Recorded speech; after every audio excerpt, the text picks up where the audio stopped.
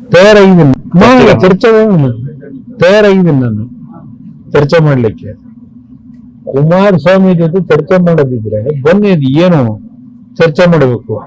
ನನ್ನ ರೈತರು ಬಂದು 20 ಜನ ಭೇಟಿ ಮಾಡಿದ್ರಲ್ಲ ನಿಮ್ಮದು, ನಿಮ್ಮ ನ್ಯಾಷನಲ್ ಕಾಲೇಜು. ಆ ಕಾಲೇಜ್ ಹಣೆ ಬರುವ ಗೊತ್ತು. ಅದು ಎಷ್ಟೆಲ್ಲ ಟೋಪಿ ಹಾಕಿ ಇದನ್ನ ಸೃಷ್ಟಿ ಮಾಡಿ ದಾಖಲೆಗಳನ್ನ ಆ ಕಾಲೇಜ್ ಕಟ್ಟೋರ ಪಾಪ ನಿಲ್ತಿದೆ ಅಲ್ಲಿ. ನಾವೇನು ಆ ಕೆಲಸ ಮಾಡಿಲ್ಲ. ಆ ರೀತಿಯ ದೌರ್ಜನ್ಯ ಮಾಡಿ ಸರ್ಕಾರದ ಭೂಮಿನ ನಾವಿವತ್ತು 4 ಎಕರೆ ನಡೀತಾ ಇದೆಯಲ್ಲ ನಮ್ದು, ಇನ್ನು ಅದು 40 ವರ್ಷದಿಂದ ತಗೊಂಡಿರ್ತಕ್ಕಂಥದ್ದು. ಆ ರೀತಿ ನಾವೆಂದೂ ಮಾಡಿಲ್ಲ. ಯಾವ ಚರ್ಚೆಗೂ ಸಿದ್ಧ ಇದ್ದೇನೆ. ಪಾಪ ಪಂಥಿ ಆಹ್ವಾನಕ್ಕೆ ಕರೆದಿದ್ದಾರಂತೆ, ಪಂಥಾಹ್ವಾನ ಚರ್ಚೆ ಕರೆದರಂತೆ. ನಾನು ಅವ್ರ ಟೈಮ್ಗೆ ನಾನು ರೆಡಿ ಇದ್ದೀನಿ. 3 ದಿನ ಟೈಮ್ ಸಾಕು ನನಗೆ. ನಾನು ನಮ್ಮ ರೈತರಿಗೆಲ್ಲ ಹೇಳ್ದೆ, ಅಣ್ಣ ನೀವು ಬೇಡ ಅಣ್ಣ, ನಾವು ಬರ್ತೀವಿ, ನಾವೇ ಸ್ವೀಕಾರ ಮಾಡ್ತೀವಿ, ನಾವೇ ಅವ್ರಿಗೆ ಉತ್ತರ ಕೊಡ್ತೀವಿ ಅಂತ ಪಾಪ ರೈತರೆಲ್ಲ ಹೇಳ್ತಾ ಇದ್ರು. ನನಗೆ ಆ ರೈತನ ಬಿಡಕ್ ಇಷ್ಟ ಇಲ್ಲ. ಇರ್ಲಿ ಪಾಪ ಅವ್ರು ಕರೆದಾಗ ನಾವು ಹೋಗ್ಬೇಕು. ಈಗ ಫಸ್ಟ್ ಅವ್ರು ಮಾಡ್ಬೇಕಾದ ಇಷ್ಟೇ. ಪಂಥಾವನಕ್ಕೆ ನಾನು ರೆಡಿ ಇದ್ದೀನಿ, ನಂಬರ್ 1. ಈ ಸದ್ಯಕ್ಕೆ ರೈತರು ಏನ್ ಕೇಳ್ತಾ ಇದ್ರು ಅಂದ್ರೆ, ಅಣ್ಣ ಕಬ್ಬಣ ಸಿಮೆಂಟ್ ಬೆಲೆ ಎಲ್ಲ ಜಾಸ್ತಿ ಆಗೋದೆ, ಅಣ್ಣಾರೇ ಈಗ ಸ್ಟೀಲ್ ಮಿನಿಸ್ಟ್ರು, ಎಲ್ಲ 5-5 ಸಾವಿರ ಜಾಸ್ತಿ ಆಗ್ಬಿಟ್ಟಿದೆ ಟನ್ಗೆ, ಅದನ್ನ ಫಸ್ಟ್ ಕಡಿಮೆ ಮಾಡ್ಸೋಣ ಅಂತ ಹೇಳೋಣ ಅಂತ ಪಾಪ ರೈತರು ನನಗೆ ಹೇಳ್ಕೊಡ್ತಾ ಇದ್ರು. ಜಾಗನೂ ಅವರೇ ಫಿಕ್ಸ್ ಮಾಡ್ಲಿ, ಟೈಮು ಫಿಕ್ಸ್ ಮಾಡ್ಲಿ, ಬಟ್ 3 ದಿನ ಟೈಮ್ ಕೊಡ್ಬೇಕಷ್ಟೇ. ಯಾಕೆಂದ್ರೆ ನನ್ಗೆ ಏನೇನೋ ಬೇರೆ ಬೇರೆ ಕಾರ್ಯಕ್ರಮ ಇದೆಯಲ್ಲ, ಅಲ್ಲ ಅವ್ರಿಗಲ್ಲ, ಅವರು ಮೋದಿ ಅವ್ರಿಗೆ ಬರಬೇಕು. ಮೋದಿ ಅವ್ರಿಗೆ ಬೇರೆ ಯಾರು ಲೀಡರ್ಸ್ ಅವ್ರಿಗೆ ಬರಬೇಕು, ಅವ್ರಿಗೆ ಬರೋದು ಸುಖ. ಎಸ್, ಡಿಬೇಟ್ ಶುರು ಮಾಡೋಣ. ಒಂದು ಹೇಳಕ್ ಇಷ್ಟಪಡ್ತೀನಿ ಸಮೀವುಲ್ಲಾ ಸರ್, ಈಗೇನು ಬಿಡದಿ ಟೌನ್ಶಿಪ್ ವಿಚಾರವಾಗಿ ಇಲ್ಲಿ ಇವರ 2 ನಾಯಕರ ಆಸ್ತಿ ಪಾಸ್ತಿ ಸಂಪತ್ತಿಗೆ ಸವಾಲ್ ನಡೀತಾ ಇದೆ ಸರ್. ಬಟ್ ಆನೆಸ್ಟ್ಲಿ ಹೇಳ್ಬೇಕಂದ್ರೆ ನಾನು ಆ ಜಾಗಕ್ಕೆ ಹೋಗಿದ್ದೀನಿ ಸಮೀವುಲ್ಲಾ ಸರ್. ಆ ಭಾಗದ ರೈತರನ್ನ ಕೂಡ ನಾನು ಮಾತಾಡ್ಸಿದ್ದೀನಿ sir. It's a green belt sir. ಅದು ಉಳುಮೆ ಮಾಡ್ತಿರೋ ಜಾಗ ಪ್ರೆಸೆಂಟ್ ಅಲ್ಲಿ. ಮತ್ತು ರೈತರ ವಿರೋಧ ಇದೆ ಅಲ್ಲಿ. ಟೌನ್ಶಿಪ್ ಮಾಡಬಾರ್ದು ಅಂತ ರೈತರ ವಿರೋಧ ಇದೆ. ಯಾವುದೇ ಕಾರಣಕ್ಕೂ ಪ್ರಾಣ ಬೇಕಾದ್ರೆ ಬಿಡ್ತೀವಿ, ಭೂಮಿ ಕೊಡಲ್ಲ ಅಂತ ಹೇಳ್ತಿದ್ದಾರೆ. ಮತ್ತು ಈ ಟೌನ್ಶಿಪ್ಗೆ ಅಡಿಪಾಯ ಹಾಕ್ತವ್ರೆ ಸನ್ಮಾನ್ಯ ಕೇಂದ್ರ ಸಚಿವರಾದಂಥ ಕುಮಾರಸ್ವಾಮಿ ಅವರು. ಇವತ್ತು ಅದಕ್ಕೆ ವಿರೋಧ ವ್ಯಕ್ತಪಡಿಸ್ತಾ ಇದ್ದಾರೆ. ಯಾಕೆಂದ್ರೆ ಇವತ್ತು ಆ ಕ್ರೆಡಿಟ್ ಅವ್ರಿಗೆ ಸಿಗಲ್ಲ ಅಂತ ಗೊತ್ತಾಗೋಗ್ಬಿಟ್ಟಿದೆ. ಸೊ ಈಗ ಇದ್ರ ಬಗ್ಗೆ ಏನ್ ಹೇಳಕ್ ಇಷ್ಟಪಡ್ತೀರಾ ಸರ್? ಫಸ್ಟ್ ಆಫ್ ಆಲ್, ಉಳುಮೆ ಮಾಡ್ತಿರೋ ಜಾಗವನ್ನ ಯಾವುದೇ ಸರ್ಕಾರಗಳಾಗ್ಲಿ ಅಲ್ಲಿ ಟೌನ್ಶಿಪ್ ಮಾಡ್ತೀವಿ ಅಂತ ಇಟ್ಕೊಂಡಿರೋದು, ಆ ಬಿಡದಿಯನ್ನ ಇವರ ಚಿನ್ನದ ಗಣಿಯನ್ನಾಗಿ ಮಾಡ್ಕೊಂಡಿರೋದು, ಬಿಡದಿ ಸುತ್ತಮುತ್ತಲ ಜಾಗವನ್ನ, that it self is a wrong ಅಂತ ನಾನು ಹೇಳಕ್ ಇಷ್ಟಪಡ್ತೀನಿ ಸರ್. ಒಂದು ಇದು ಬರುವ ದಿನಗಳಲ್ಲಿ ಒಂದು ದೊಡ್ಡ ರಾಷ್ಟ್ರ ಮಟ್ಟದ ವಿವಾದ ಆಗುವ ಎಲ್ಲ ಸುಳಿವು ನಮಗೆ ಸಿಗ್ತಾ ಇದೆ. ಯಾಕೆ ಅಂತಂದ್ರೆ ದೇವೇಗೌಡ್ರೆ ಅಲ್ಲಿ ಹೋರಾಟಕ್ಕೆ ಧುಮುಕಿ ನಾನು ಅದನ್ನ ಲೀಡ್ ಮಾಡ್ತೀನಿ ಅಂತ ಅನೌನ್ಸ್ ಮಾಡಿದ್ದಾರೆ.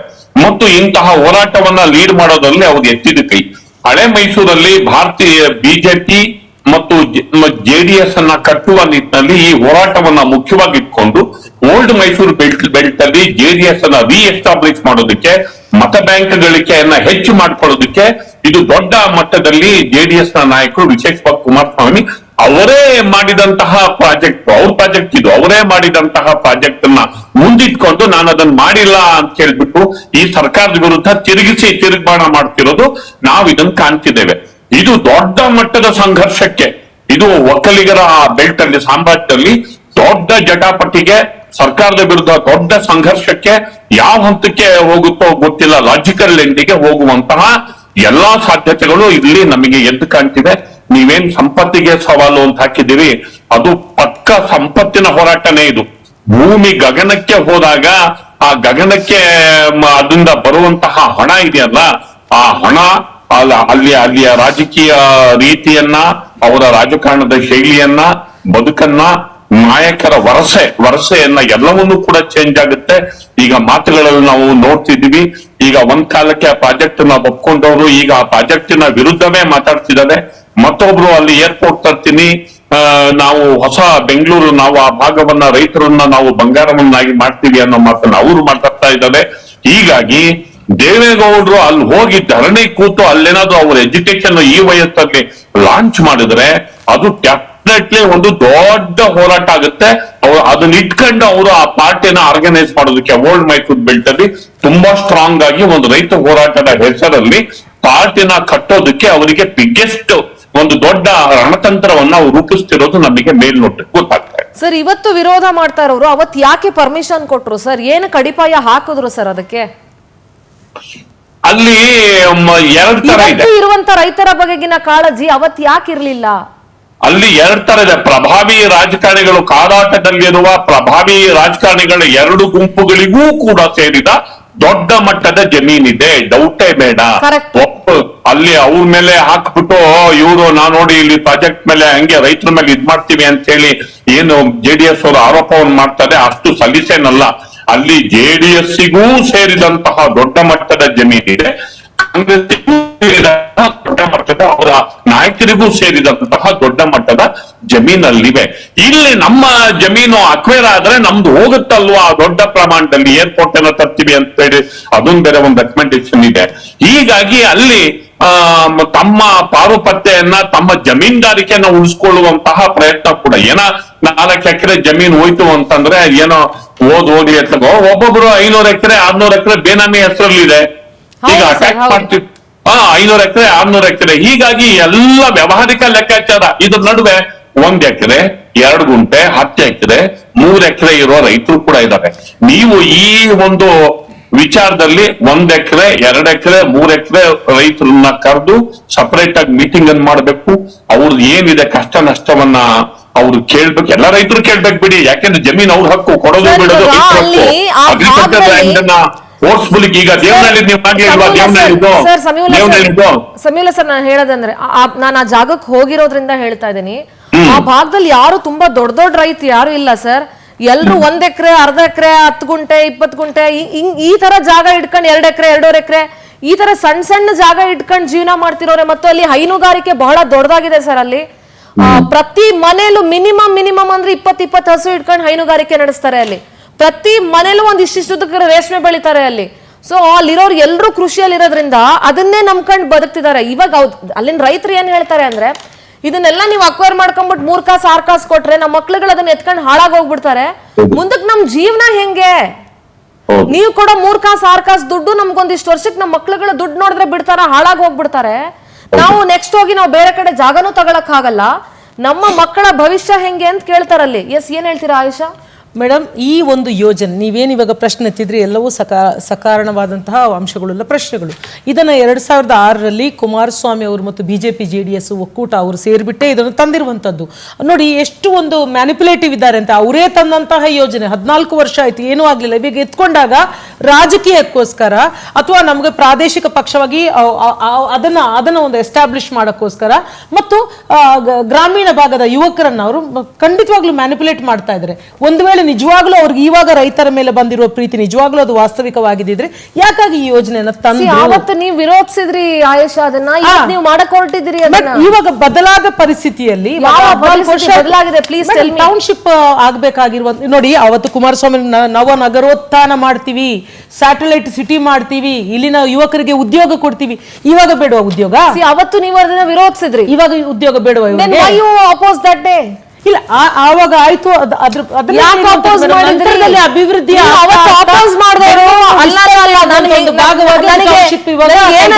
ಅಂದ್ರೆ ನಿಮ್ಮಿಬ್ಬರನ್ನ ನೋಡ್ತಾ ಇದ್ರೆ, ನಿಮ್ಮ 2 ಪಕ್ಷಗಳನ್ನ ಜೊತೆಗೆ JDS ನಿಮ್ಮವ್ರನ್ನೆಲ್ಲ ನೋಡ್ತಾ ಇದ್ರೆ, ಅವತ್ತು ನಿಮಗೆ ರೈತರ ಉದ್ಯೋಗದ ಬಗ್ಗೆ ಕಾಳಜಿ ಇದ್ದವರು ಇವತ್ತು ನಿಮ್ಗೆ ಅದು ಬೇಡ ಅಂತ ಅನ್ನಿಸ್ತಾ ಇದೆ.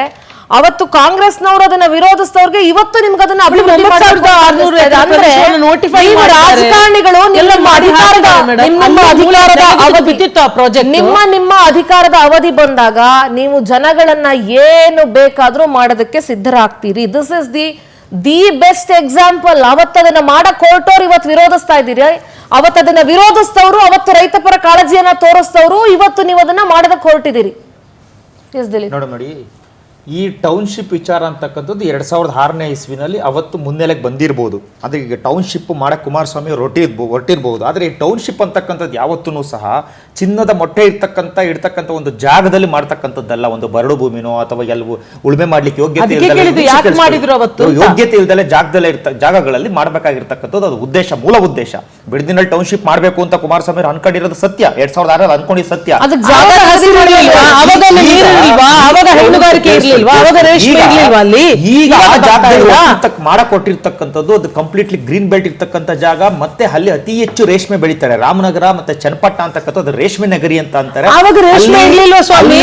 ಇವಾಗ ಬೆಳೀಲಿಕ್ಕೆ ಶುರು ಮಾಡಿದ್ರಾ?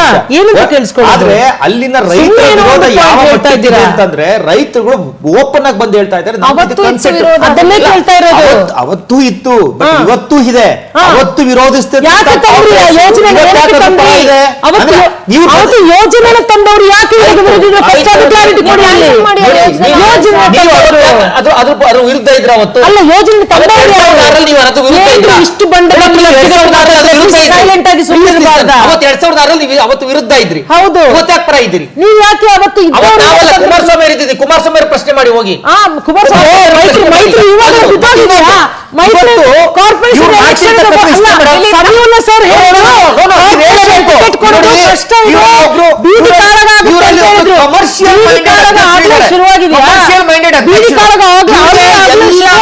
ಕಮರ್ಷಿಯಲ್ ಆಗ್ಬೇಕು. ರೈತರುಗಳು ಬದುಕಂಗಿಲ್ಲ, ಬಡವರು ಬದುಕಂಗಿಲ್ಲ,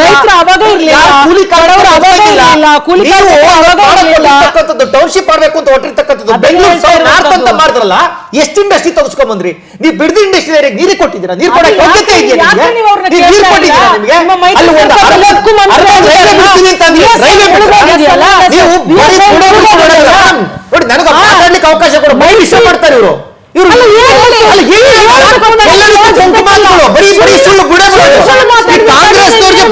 ಗೊತ್ತಿಲ್ಲ ನೋಡಿ ಇವ್ರದ್ದು ಮೇಡಮ್. ಕೆಲವು ಕಂಪನಿಗಳಿಗೆ ಲಾಭ ಮಾಡ್ಕೊಡ್ಬೇಕು ಈಗ ಯಾವ ಕೆಲವು ಕಂಪನಿಗಳಿಗಲ್ಲ.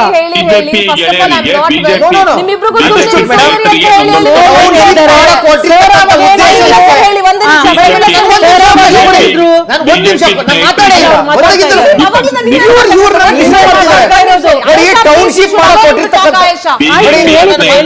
ಪ್ಲೀಸ್ ಒಂದೇ ನಿಮಿಷ ದಿಲೀಪ್ ಪ್ಲೀಸ್. ಸಮೀವುಲ್ಲಾ ಸರ್ ಹೇಳಿ.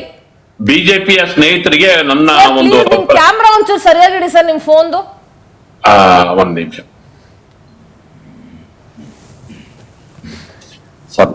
ಬಿಜೆಪಿಯ ಸ್ನೇಹಿತರಿಗೆ ಕಾಣ್ತಾ ಇದೆಯಾ? ಕೇಳಿಸದೆ ಹೇಳಿ ಸರ್. ಬಿಜೆಪಿಯ ಸ್ನೇಹಿತರಿಗೆ ನನ್ನ ಪ್ರಶ್ನೆ ಒಂದು, ಅವರು ಈಗ ಮಾತಾಡ್ತಾ ಇದನ್ನ ಕುಮಾರಸ್ವಾಮಿನ ಹೋಗಿ ಕೇಳಿ ಅಂತದ್ದು. ಅಂದ್ರೆ ಈ ವಿವಾದದಿಂದ ಬಿಜೆಪಿ ಡಿಸ್ಟೆನ್ಸ್ ಮೇಂಟೈನ್ ಮಾಡುತ್ತಾ? ಅಂದ್ರೆ ಈ ಗಲಾಟೆನಲ್ಲಿ ಏನು ಕಾಂಗ್ರೆಸ್ ಮತ್ತು ಜೆಡಿಎಸ್ ನಡುವೆ ನಡೆದಿದೆ, ಈ ವಿಚಾರದಲ್ಲಿ ಬಿಜೆಪಿ ಸ್ಟ್ಯಾಂಡ್ ಏನು? ಅವರು ಜೆಡಿಎಸ್ ಈ ಹಿಂದೆ ಕುಮಾರಸ್ವಾಮಿ ಅವರು ಮುಖ್ಯಮಂತ್ರಿ ಆಗಿದ್ದಾಗ ಏನ್ ಟೌನ್ಶಿಪ್ ಮಾಡೋದಕ್ಕೆ ಅವರು ಒಪ್ಕೊಂಡಿದ್ರು, ಆ ಒಂದು ತೀರ್ಮಾನಕ್ಕೆ ಬಿಜೆಪಿ ಪಾರ್ಟಿ ಅಲ್ವಾ? ಅದನ್ನ ಕ್ಲಾರಿಫೈ ಮಾಡ್ಬೇಕು. ಅದನ್ನ ಬಿಜೆಪಿ ವಿರೋಧ ಮಾಡುತ್ತಾ?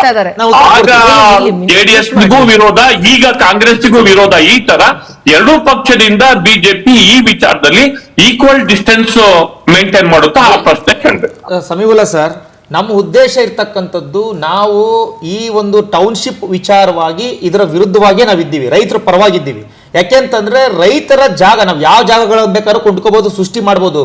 ಬೆಳೆ ಬೆಳೀತಕ್ಕಂಥ ಒಂದು ಜಾಗವನ್ನ ನಾವು ಸೃಷ್ಟಿ ಮಾಡ್ಲಿಕ್ಕೆ ಆಗೋದಿಲ್ಲ ಎಲ್ಲೂ. ಟೌನ್ಶಿಪ್ ಮಾಡ್ಲಿಕ್ಕೆ ತುಂಬಾ ಜಾಗಗಳಿದೆ, ಮಾಡ್ಲಿ. ಈಗ ಕುಣಿಗಲ್ನಲ್ಲಿ ಒಂದು ಕುದುರೆ ಫಾರ್ಮ್ ಅಂತ ಇದೆ ಸರ್, ನಿಮ್ಗೆ ಗೊತ್ತಿದೆ. ಆ ಕುದುರೆ ಫಾರ್ಮ್ ನಲ್ಲಿ ಟೌನ್ಶಿಪ್ ಮಾಡ್ಬೇಕು ಅಂತ ಡಿ ಕೆ ಶಿವಕುಮಾರ್ ಅವರು ಹೊರಟ್ರು. ನಾವ್ ಹೇಳಿದ್ವಿ ನಿಮಗೆ ಬೇರೆ ಕಡೆ ಒಳ್ಳೆ ಜಾಗ ಇದೆ, ಕುದುರೆ ಫಾರ್ಮ್ ಯಾಕೆ ಹಾಳು ಮಾಡ್ತೀರಾ ಅಂತ ಹೊರಟ್ರು. ಈ ಡಿ ಕೆ ಶಿವಕುಮಾರ್ ಅವ್ರಿಗೆ ಯಾವಾಗ್ಲೂ ಸಹ ಈ ರೀತಿ ಜಾಗಗಳು ಯಾಕೆ ಕಣ್ಣಿಗೆ ಬೀಳ್ತವೆ ಅಂತ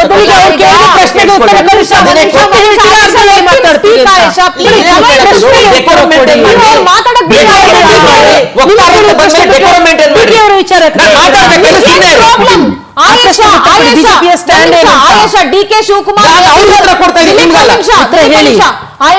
Shivakumar may be your party president and the DCM of the Karnataka. ಹಾಗಂತ ಡಿಸಿಎಂ ಹೆಸರು ಎತ್ತಿದ ತಕ್ಷಣ ನೀವು ಮಾತಾಡ್ಬೇಕು ಅಂತ ಏನು ಯು ಶುಡ್ ವೇಟ್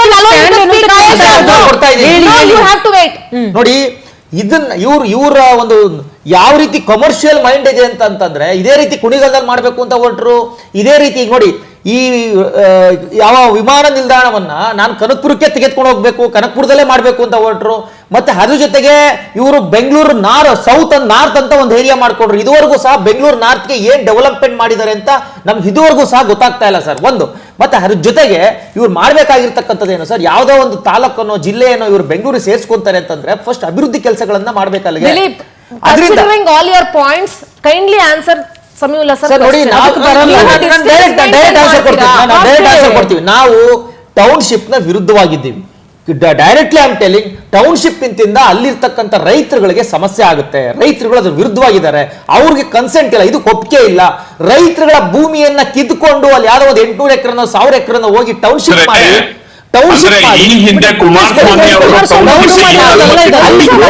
ಟೌನ್ಶಿಪ್ ಮಾಡಿ ಅಲ್ಲಿ ರೈತರನ್ನ ಒಕ್ಕಲೆಬ್ಬಿಸ್ತಕ್ಕಂಥ ಕೆಲಸವನ್ನ ಕಾಂಗ್ರೆಸ್ ಸರ್ಕಾರ ಮಾಡಬಾರ್ದು. ಅದು ಯಾವುದೇ ಸರ್ಕಾರ ಆಗಿರ್ಲಿ, ಯಾವ ಜಾಗವನ್ನು ಬೇಕಾದ್ರೂ ನಾವು ರೀಕ್ರಿಯೇಟ್ ಮಾಡಬಹುದು, ಆದ್ರೆ ಕೃಷಿ ಜಾಗವನ್ನ ರೀಕ್ರಿಯೇಟ್ ಮಾಡ್ಲಿಕ್ಕೆ ಆಗಲ್ಲ ಸರ್. ಅಲ್ಲಿ ಅವ್ನು ಬೆಳೆ ಬೆಳಿಬೇಕು ಅಂತಂದ್ರೆ ಅದು ಫಲವತ್ತಾದ ಭೂಮಿಯನ್ನ ನಾವು ಸೃಷ್ಟಿ ಮಾಡ್ಲಿಕ್ಕೆ ಆಗಲ್ಲ. ಅವ್ರಿಗೆ ಬೇರೆ ಅವಕಾಶ ಇದೆ, ಮಾಡ್ಲಿ, ಬೇರೆ ಬೇರೆ ಕಡೆ ಜಾಗ ಇದೆ, ಅವ್ರು ಮಾಡ್ಲಿ ಸರ್. ಇದು ಶುರುವಾಗಿರೋದು ಬರೇ ಕುಮಾರಸ್ವಾಮಿ ಅವರೆಲ್ಲ, ಬಿಜೆಪಿ ಮತ್ತು ಜೆಡಿಎಸ್ ಸಮ್ಮಿಶ್ರ ಸರ್ಕಾರ ಬಿಜೆಪಿ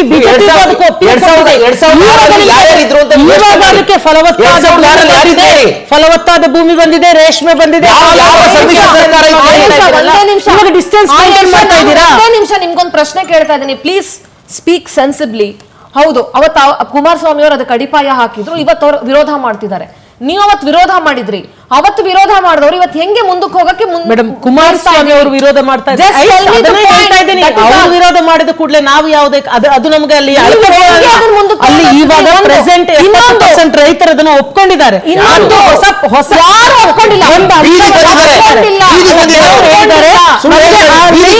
ಅಲ್ಲಿ ಡೆವಲಪ್ಡ್ ಏರಿಯಾ ಇದೆ, ಅದರಲ್ಲಿ ನಮಗೆ ಸೈಟ್ ಕೊಡಬೇಕು ಅಂತ ಹೇಳಿದ್ದಾರೆ. ಅದು ಕೂಡ ಇವಾಗ